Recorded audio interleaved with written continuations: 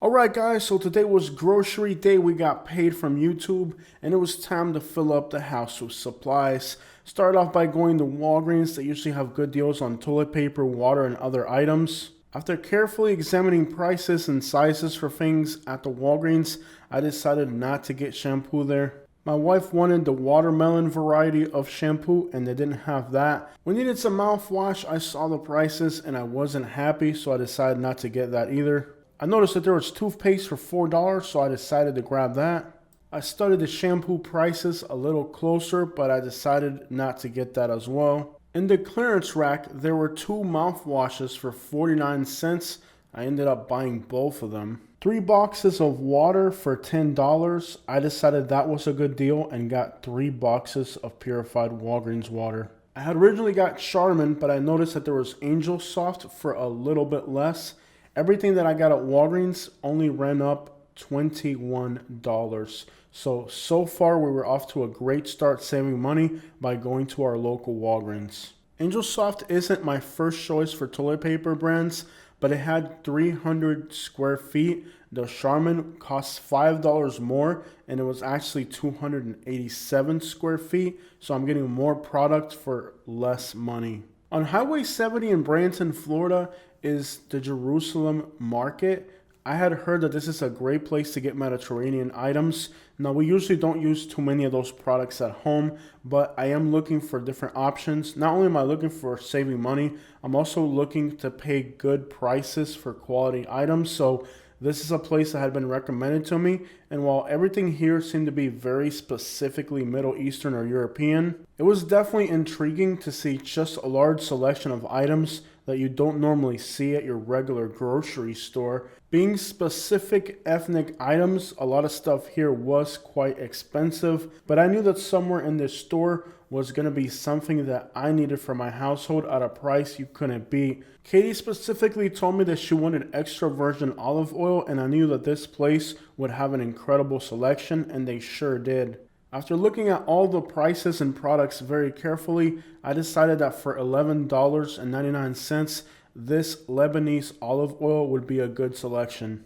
Oil usually lasts us forever. We really don't cook at home a lot, and when we do, we really try to avoid the cheaper oils, knowing how toxic some of that stuff can be. I looked carefully through all the products available, knowing that somewhere in this store is something that I could get that would be good quality and a fair price. With everything here being imported, there has to be something in here that's going to be incredible. As any good Cuban at home, we make split pea soup, and this right here directly from India looked great. I looked carefully at the grains and decided to pick out a package that looked like the freshest. Katie will usually throw a chunk of pork in there, and we'll throw this over some rice. It makes for an incredibly good soup. Katie likes to use pink Himalayan salt, and while the price probably would have been the same as Walmart or anywhere else, I decided to grab it just so I can help support the small business. Everything we got here was about $22 as well. I decided to flip my camera upside down for checkout so I wouldn't creep the guy out, since it was just me and him in the store.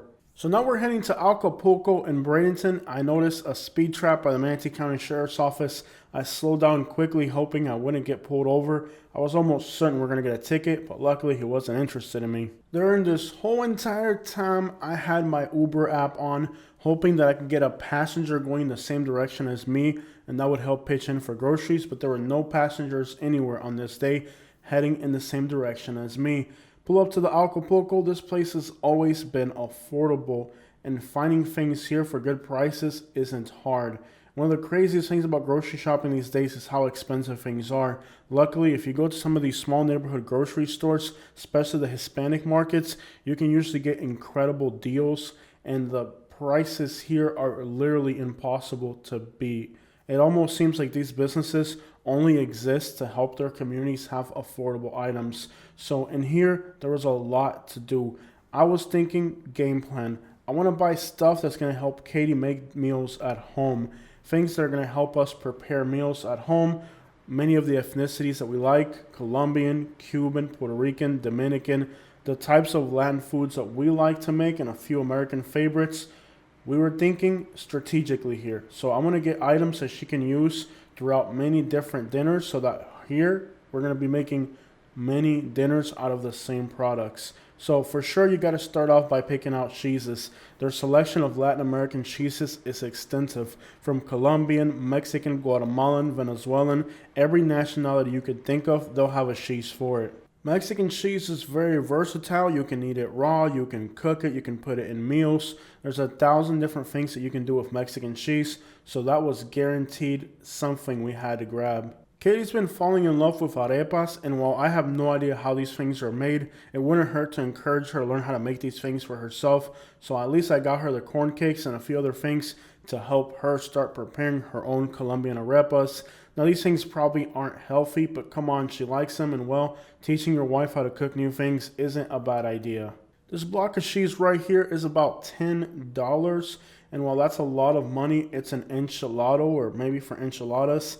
I'm sure we could find many different uses for this cheese, so I decided to grab it, and I'm sure Katie could probably make a few good meals using this cheese.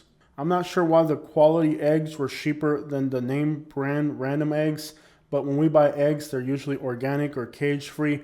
I don't buy the sheep eggs. I'm actually highly intoxicated by them. It seems like these eggs that are cheaper, they inject a lot of hormones into the chicken, so they lay a lot of eggs. So if I eat those cheaper eggs, I get very intoxicated very quickly. So I've always bought the more expensive eggs, not because I'm fancy, but because I get really sick from it. And well, it seems like with the price of regular eggs today, it costs the same to get the quality ones as it does to get the hormone ones. We got about 20 pounds of jasmine rice at home, but I still looked around the rices very carefully. I'm trying to get Katie to make some yellow rice every once in a while and switch things up, so I looked at all the rice selections very carefully. I don't know if anybody's ever bought this yellow rice right here. I picked it up, I put it on my cart, but I eventually put it back when I ran into a Spanish lady and I asked her how she makes her yellow rice at home. After looking at the prices of run-of-the-mill regular olive oils, I think I did really good at the Jerusalem store, getting a good price for a quality product. I eventually did have to consult Katie about exactly what vegetables we needed. She's the woman of the house and she knows how she's going to cook things, so I did have to reach out to her for that. And she was actually at the CVS where she was able to get the shampoo she was looking for that I couldn't find at Walgreens. I eventually did get the courage to ask this woman from Guatemala exactly how she makes her yellow rice at home, and she gave me some good advice on how to do that. She told me to put back the rice that I had grabbed, use my jasmine rice that I have at home, just put some Spanish sausage in there with the rice and a little bit of adobo, and you're good to go. Eventually, she set out to help me find the right type of adobo so that we can make this good Spanish yellow rice. Eventually, we found the spice aisles, and there they are on the right, the adobos. And there's one that's like a little box, a little packet that says culantro on that. That's the one you want. It's way up on top. It's a little box. I grabbed that. That's it right there. It's a song from Goya. Now, lately, Katie has been making some killer enchiladas. I mean, better than any Mexican restaurant we've ever gone to. But she was at the Whole Foods, and they didn't have any of the good sauce. I don't think any sauce you're ever going to buy is going to be as good as the one she gets at Whole Foods, but sometimes they run out of it fairly quickly, so we're going to improvise with a few new brands here. I really don't think it's going to be as good as the one she gets from Whole Foods, but at the end of the day, we're just trying to find spices, condiments, and things that we can use so that when she goes and buys meats, she can make different styles of food for us at home. As you guys know, me and her go out and eat Colombian, Peruvian, Cuban, every nationality you can think of. So if we can have these types of ingredients at home, I grabbed about 4 or 5 of these MSG salts. Now, I don't know why I like these things so much, but I am absolutely addicted to them. Just kidding. Don't ever buy that. The Acapulco in Bradenton is probably the only place you can get real Cuban bread in the Bradenton, Sarasota area. So I grabbed one of those. I think they're usually like $1.99 or $2. I'm not sure. It's good for breakfast. You really don't want to eat too much of that bread. It's probably the most poisonous bread you can think of. I saw their sign for social media. I tried scanning it with my phone, but I couldn't really get my phone to react or do anything. Notice on the left all the great juices they have there, but we're focusing mostly on things that are for home, so a cold juice wouldn't really help me. I tried to do their social media thing, but I don't know what the crap happened to my phone. Katie wanted some Diet Jupina, that's pineapple drinks. Now, they had regular Jupina, and they usually have Diet Jupina, but they didn't have any at all on this particular day. So I just got regular Jupina. Right there it is. It's kind of like a Latin pineapple drink. I love them. I also grabbed an iron beer box. So 6 Jupinas and 6 iron beers. These are good Latin drinks. I also grabbed a box of Sprite. I'm not drinking Sprite as much as I used to, but I figured, you know what, it wouldn't hurt just to have it at home. The Acapulco also makes some great desserts. I noticed that they had some flans. Now, I picked up the flan. I eventually changed my mind and put it back. They had a 2 for $5 deal, but I remembered every time I get their flan, it always ends up spilling inside my car somewhere because the lids they put it in isn't really the best container. So despite the fact I was ready to buy 2 flans, I thought about the health regulations that Katie's trying to get me to live by and the fact that it's probably going to spill. So I eventually did put these back. For $18, you can get 24 guava drinks. That's less than $1 a piece, and they're in a glass jar. You really can't beat that. I decided to grab myself a nice little box of these guava drinks. The price is right. I love these little guava drinks. Sometimes if you get these at a restaurant, they're $2 or $3 a piece, so that's a really good price. So I have myself a nice selection of drinks. The idea is that if I'm eating out on the streets or bringing home food, there I am deciding to return the freaking flans. And trust me, it hurts me to do it, but I figured it's not even about the money. It's the fact that it's not healthy. And on top of that, like I said, I know they're going to spill and make a huge mess in the car. But so far, you can see I've got a good shopping cart with a good amount of selections. The prices at this Acapulco are definitely on point. I had to break the bad news to Katie that we were not going to be able to get her Jupina. They didn't have the diet variety that she wanted. Remembering that the Guatemalan lady told me I had to get a Spanish sausage, I don't know what a Spanish sausage is. I looked through them all and none of them were Spanish sausages, so I figured I'm just going to grab a Cuban sausage. Now the packet was something like $7.99. They definitely weren't affordable, but I'm pretty sure we could use that for several meals to enhance the flavor of the rice. And I'm sure it would also work very good for enhancing that pea soup as well. You can see they have Guatemalan, Mexican, Argentinian, Cuban, Dominican, Colombian. Every type of nationality sausage that you want exists right here. After looking carefully, I decided to go with a Cuban sausage. And the price again was quite a bit, but this is going to help enhance the flavor of our soups and our rices and many of the other things we're going to be cooking. They seem to have a pretty good meat selection at the meat counter, but the guy back there was busy helping somebody else, and I figured it wouldn't be worth the time to wait in line. I did notice that they have thinly sliced palomilla style steaks right there. That stuff is really difficult to find if you're going to make Cuban steaks. They did have a lot of prepared meats that were already flavored, but I figured if the meat wasn't the freshest, they could easily throw some condiments of it to cover up the fact that it wasn't fresh anymore and just kind of resell it to you that way. So I figured probably not to touch any of that stuff. Now, these types of small grocery stores usually don't have the freshest meat. You're probably going to get that at Publix, Walmart, or a place that moves more volume. Anytime you're dealing with a smaller butcher shop, the quality of the meat usually isn't the best. Now, I love to make tropical milkshakes, so I decided to grab papaya, mamey, and mango pulp so we can make our own little milkshakes and stuff. I also grabbed soursop, so those were 4 different types of pulp that I bought frozen so that we can make tropical milkshakes at home. That being soursop, which is guanaba nut in Spanish, mamey, papaya, and mango. I did call Katie and she asked me to get some frozen broccoli, but I couldn't find it here.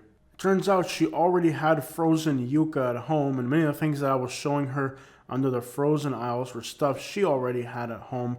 For some reason, she really likes these tiny potatoes, so I grabbed her a bag of that. Now they're frozen. She also wanted some green beans, so there was just a few frozen things Katie wanted. She really likes these little tiny potatoes. They're papas criollas, which she can't pronounce properly. There was a few very interesting selections at the fruits. There was tiny little guavas. There were also a lot of tropical fruits that I like. For example, there were fresh grapes, tiny guavas. These are lychees. They actually look pretty good, but they're expensive. It's $10 a pound, so despite the fact I really wanted some fresh lychees, they're definitely not affordable. It kind of hurt to put that back because I really wanted it, and the guavas look delicious as well. There they are. But once again, it's all about economy, and sometimes it's not the things you want, but the things you need. I know Katie likes to get apples, so I decided to find a little baggie and pick out a few apples for her. Everybody knows the old saying, happy wife, expensive life. They do prepare green sauce and guacamole and a few other things, pico de gallo, but the prices are pretty kind of expensive, so you can take the luxury of having them prepare some of these Latin little details for you. Like you can see the radishes that they use for the pupusas and stuff like that, but the prices are definitely not affordable. So it's definitely a luxury item to have them prepare those things for you. I really love jarritos, but they don't have the individual bottles. They just have these giant containers, and well, that really doesn't seem practical. So I wish they had individual jarritos. I got an avocado and 2 tomatoes. I mean, avocados and tomatoes are 2 good sides to have with white rice. All this was only $170. As I'm leaving, I could hear homeless people fighting in the parking lot. Typical Bradenton. So this is Bradenton. You can see there's people fighting on the sidewalk. They're screaming at each other and stuff. Really crappy area to be in at night. 2 homeless people fighting. Typical Bradenton. I left the Acapulco satisfied with the price tag that I paid for these groceries, and also a little disappointed that some of the things we wanted, we simply weren't able to afford them on this month's grocery run. This month will probably be one of the tightest months we've had in many years. We're going to have the things we need. We're just going to have to be very careful to make it last. The summertime in Florida can be a difficult time of the year, and this time of the year, even Uber driving gets pretty bad, and that's how I've been making extra money. As I'm ready to pull out into the road, I had to back my truck up as a homeless person with a bicycle almost ran into me. Katie said she was refusing to cook for me today, so I ended up having to go to Salem's and get myself a cheeseburger. Now, I told her that because last month she exceeded her shopping bill, that this month I was going to do all the grocery shopping, so she refused to cook for me as a punishment. And also on top of that, she went to CVS and to the Whole Foods behind my back while I was doing my grocery shopping because she's her own woman and does her own things. As I'm ready to get out on the road, I also had to back up carefully. That is because just as I was about to go into the road, a vehicle with no headlights on came right at me. There it was passing me. This little red car right here with no headlights at night is an absolute danger. I mean, I barely saw it coming. I tried to get her attention to let her know that her headlights were not working and that it was dangerous, but she didn't seem to care. Maybe she was preoccupied playing on a phone perhaps.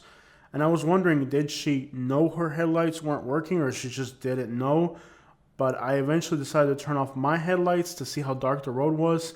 And you'll see that she could totally tell that, well, she has no headlights. So this person was knowingly driving around with their headlights turned off.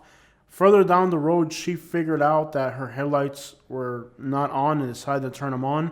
But at that point, you could see right there how dark the road was. She should have definitely known her headlights were not on, but didn't seem like she cared. And she almost caused a very scary accident at that intersection. By the way, an intersection where there's always accidents. So this is kind of the reality of driving around the Bradenton area at night. There are some really, really entitled and dangerous people on the road. When I got close to her to kind of like tell her, hey, you know, your headlights are not on, you could just see a glare from her phone on her face. So it didn't seem like she cared. No headlights on her phone. Typical Bradenton driver late at night. And by the way, I don't know where she was from, but most likely undocumented. You know, we got a lot of people from Haiti, the Dominican Republic that come over here. And they don't really know how to drive very well. They don't have licenses. They don't have their vehicles registered. They don't even know how to turn on their headlights. Like, you wouldn't believe how often I'm driving late at night and I see people like this that don't even know how to operate a motor vehicle, yet they're on the roads at night. I think this girl might have been Dominican or Haitian, but eventually you can see here she figured out how to turn her headlights on. But by then, she had put a lot of people's lives in danger. Alright everybody, so we're back at the house and this is the haul of stuff that I bought. We got arepas, so she can make arepas with Mexican cheese, Himalayan salt, flounder, rice, these are split peas, 2 packets of arepas, Colombian, guava, mixed drinks, a huge block of Mexican enchilada cheese, 2 apples, sazon, eggs, Cuban bread, cooking wine, extra virgin olive oil, Cuban bread, we got iron beer, we got jupiña, we got enchilada sauce, soursop pulp, Goya tomato sauce, sour cream, green beans, potatoes, banana. We got 3 different types of pulps from papaya, mamey, mango, banana, 3 boxes of water, little potatoes, Cuban sausages, Sprite, a box of guava drinks, avocado, tomato. There's still a lot more things we need, and toilet paper. All this $210. Now every day if we need to go get beef or if we need chicken or something, we got to run to the store and get it. So obviously this is just so that when we're cooking we have all these things available to draft up little meals from. Okay, so we actually came to Walmart, okay, to get the last 2 things that I forgot to get. Your coffee. I didn't get your coffee, love. This one. I can get it. Let me see. It's up there. Yeah. I know your coffee. The blonde. The blonde. Yeah. It has to be the blonde coffee. It can't be any regular coffee. It has to be blonde. He married a white woman. He knew what he was getting into. We got me buying all these expensive, rare coffees, man. I think some Cuban coffee will do enough for me, man. Got me spending all this extra money. It's all right. We're just looking for a reason to trip on something to Walmart either way. So like, this is I'll like, drag you out of here and this is pretend I saw exactly what I was looking I will for. drag you out of here and pretend I saw nothing. Are you threatening You me? can trip on I am the any great other- cornholio. Are you threatening me? Any spot in the store you could trip on, not mine. Are you threatening me? This is everything that Katie got at Walmart, and it ran us up $165. Now, I got the receipt right here, and I just want to show you guys exactly everything that Katie got and what she paid. So she spent $12 on flushes. They're disposable flushable wipes. Her little protein shakes, there's 2 of them, and they are $21 a piece. So there's $42 in protein shakes. She got some turmeric for $5, almost $6. She got some seeds for $4, 2 cottage cheese for $4, something for $7, something for $2, Honey Made for $4. We got some milk, something for $6, Swervy for $7, garbage bags for $9, chicken thighs for $9, salmon for $10. Her coffee was almost $8. Whipped plain cream $3. Some type of sauce $2. Prenatal something for $5. Wings for $5. Something for $8. And then a bagel for $3. So basically, Katie spent almost as much at Walmart as I did at the Mexican store, even though she only got like a fraction of the items. So this is kind of where our argument has arisen, where she doesn't know how to shop and save money. She goes to the store, she'll spend $400 or $500, and when you look at what she brings home, it's like, dude, you spent all this money on that, and I just can't let her shop, man. And she gets mad at me. This month, I told her that I was gonna do the grocery shopping. She went behind my back to 2 different stores while I was doing the grocery shopping. So she doesn't really understand the reality of our economical situation this month, and the fact that we're not in a situation where she just is totally rebelling against me when it comes to our grocery shopping. She's just spoiled and doesn't understand the reality of where we're at with grocery shopping. You'll see for $160 the few things that she got versus all the things that I got with $210. So and then there's the things that she bought behind my back when I was gone. So she doesn't get it. She just doesn't get that we're in an economical situation that isn't easy. And, I told her this month I was going to do the grocery shopping so that we don't spend $500 or $600 on groceries. And, well, we ended up nearly there again. Now, to be fair, there was a few things at Walmart that were for me. I did grab the soap that I wanted, which was like $8 or $9. I did grab graham crackers and little marshmallow thingies and chocolate. So there was a few things that were for me, but there was a lot of things for her with my grocery run as well. So it's just I don't think she really understands the severity of our economical situation. It's starting to get really frustrating dealing with her habits of grocery shopping.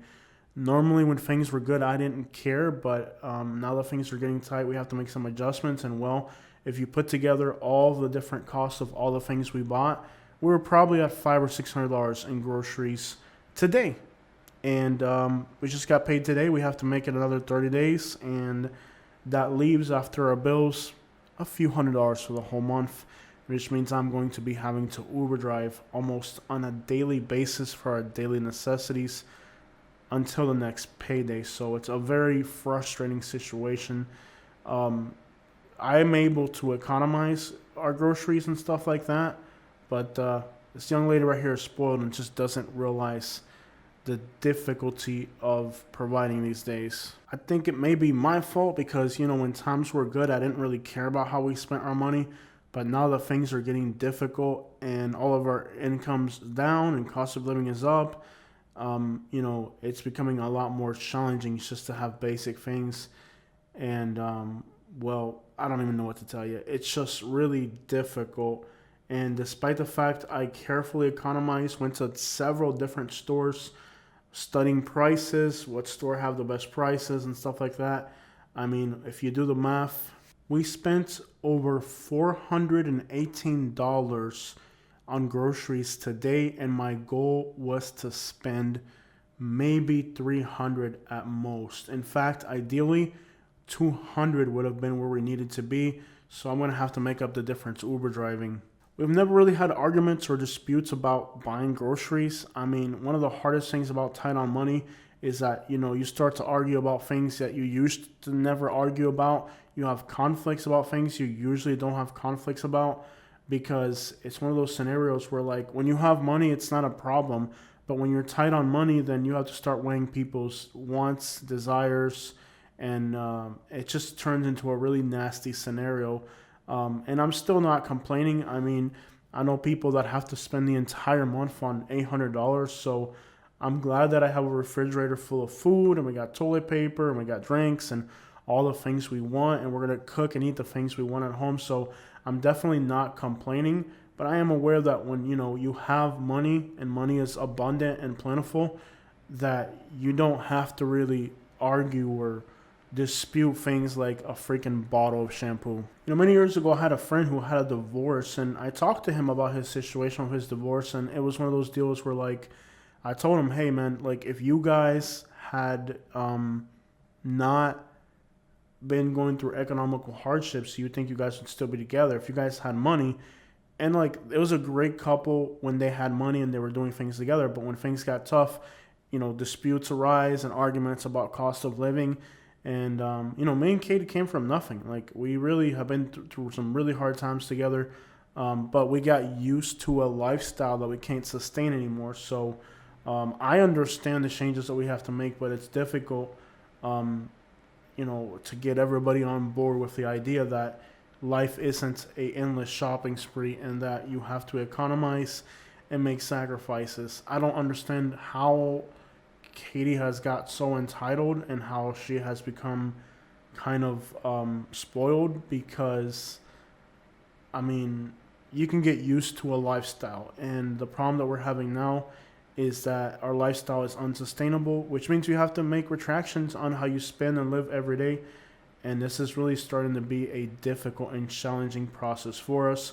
And you're probably wondering, why are you sharing all this stuff on the internet? It is because I'm sure that people at home are also going through the same situation. So these things happen. I understand that I make my money on the internet, and I don't really care. I'm getting paid either way. But the reality of our situation is that, we are both, not just her, we are both used to a lifestyle that's practically unsustainable because we were riding a good cloud for a while. But now that we're kind of coming back to reality of, I'm not like some disabled people who have to live on $400 a month or something like that. It ain't that bad for us. We still have the things we need, but we have to start making some adjustments, both of us. And it isn't easy. You get used to living a certain way, and there's no doubt about it. I mean, when you get used to living a certain way, you're used to it. And, if we're going to get ahead, it's not about where we live or if we move or not. It's about, self-control. And right now we are both somewhat spoiled from the type of lifestyle we've been living for so long. So it's just coming to realization. It's a difficult thing. I mean, you get used to a certain level of lifestyle, and when you have to retract back into a more normal type of living, it's difficult. Um, you know, we were able to do it for a while, and we should be thankful for that. And we still have the things we need today. I'm very thankful for that as well. So don't think we're not thankful or aware of the fact that we have the things we need. But, it's hard to make a real distinction between the things you need and the things you want when you're used to having, like, what we buy at a store has never been, for years, it hasn't mattered. Like, we were eating out for the longest where we weren't even getting groceries. So now the notion of getting groceries and then getting groceries on a budget, what she wants versus what I want versus what we need, is a difficult prospect. Our economy's never really been this complicated. And I really don't mind sharing this stuff with you guys. I think we spend so many hours live streaming and we upload so much content together that it's some things are just pretty clear. I mean, we're definitely not in the same situation we were, where we're traveling every single month and stuff like that. Trips to Canada, trips to California. We're not there anymore. We travel to like Miami now once a month if we're lucky. So things aren't what they used to be, and it's pretty obvious. You guys watch our live streams and stuff like that.